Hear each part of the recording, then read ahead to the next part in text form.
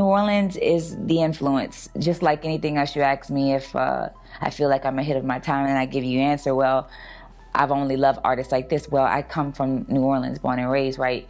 It's a city where it's been settled by 4 different colonies of people, French, Spanish. Natives was already there. The Native American was already there. African culture. You got voodoo, you got Catholicism, paganism, mythology, Baptist culture. And it's literally, no one says don't be it. They say do whatever you want, be whatever you want to be. Trans culture, gay culture, whatever, accept it. So you'll have a Catholic church that's, you know, right in front of you, and then right in front of the Catholic Church you have tarot cards and gypsies and, you know, pagan ideals being marketed right in front of the Catholic Church, and the Catholic Church never tells them to leave. They let that exist together. New Orleans has always been that for me. If you're gumbo, like you said, which is everything mixed in one thing in a pot, and that's what you get, that's kind of the same thing with musically, how I've approached it, stylistically, how I've approached everything. Even this new album, New Breed, I mean, it's a love letter to New Orleans, and it's exactly that. People always say, why you always got headdresses and headpieces on? Why you always wearing? You so extra. I'm not really extra if you walk 2 days in New Orleans. I'm pretty low key, you know, but that comes from the influence of the Mardi Gras Indian. That comes from the streets of Bourbon to Super Sunday, where you see the tribes all out dancing on Mardi Gras carnival time, or you go walk down the streets on just Decatur and hear some of the best drummers or see some of the best tap dancers you've ever seen in your life, and they're kids that are like 6 and 7 years old.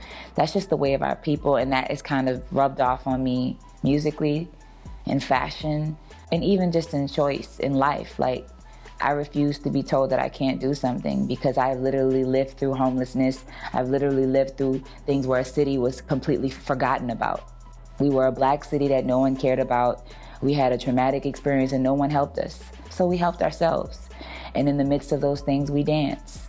We second line. We celebrate whatever we have, and we always look to be grateful for what we have and how to dance in the midst of it all. And that has become the anthem of who I am and how I approach my music and my style and everything that I've ever done in this industry. I think Katrina defined a lot of things. You know, people say, like you just said, you know, I see you as a survivor, and that's the mentality that my story is no different than all of this, to be perfectly honest. You could call me a survivor, but then, I mean, my shit is chill compared to what the stories I've heard, right? So for me, I feel like any minority, or I hate the word minority, any cultures that have faced oppression or some sense of feeling stifled, they understand the survivor spirit. So even if we are never in this industry, we understand the survivor spirit, because we're told from day one, because of the way we look, in some way, shape, or form is going to dictate how we move and how people look at us, how we get hired, right? How our education will be. That's just what we go through as people of color. And I say people of color from all facets, right? Whether you're Asian, whether you're Latin, whether you're Black, Indian, it doesn't matter. There's a level of when you are not the average number, like when you're not the popular number, you become the survivor, right? Since we're children, we're taught that. Then add on top of that a city that is predominantly Black, or a place that is ostracized or no one cares about. New Orleans is predominantly Black, and we don't have a lot of great money within the education system, which we're fighting to get back to where we could have been, right? Because the storm took out a lot for us. But we never let shit like that affect us, right? We never looked for help for anyone. We figure it out and we make it make sense. That's what I know my parents to do. My parents were a part of segregation. My dad saw Ruby Bridges integrate schools when he was a child. So my parents had to drink at a different water fountain, right?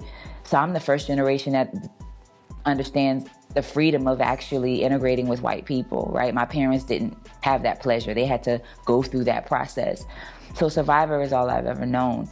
But we don't look at that as a title for us, right? We just look at this some everyday shit. We just know we got to be 20 times more. We got to figure that shit out. So my name became Dawn Figure This Shit Out Richard. That's how I feel. So this music industry has been nothing more than what I've learned from the beginning of time is, if it isn't made for you, figure out how to make that shit yourself and go.